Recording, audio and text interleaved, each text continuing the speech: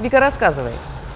Мандаринов в этом году в республике много. Урожай, как говорят агрономы, один из лучших за последние 30 лет. По прогнозам, экспорт цитрусовых может достигнуть 50 тысяч тонн. И это превысит прошлогодние показатели почти в 2 раза.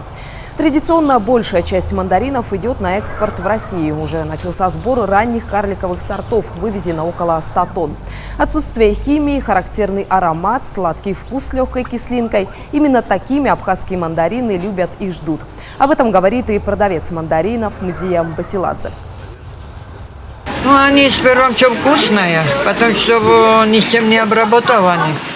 А третий, что размером они отличаются тоже.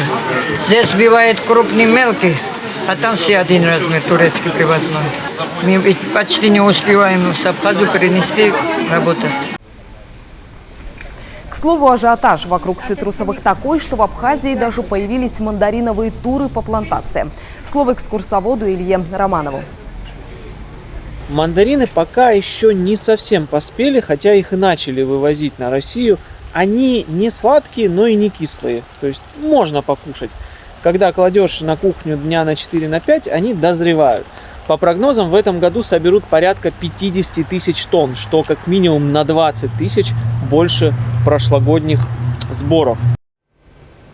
Вика, а что с ценами на новогодний фрукт?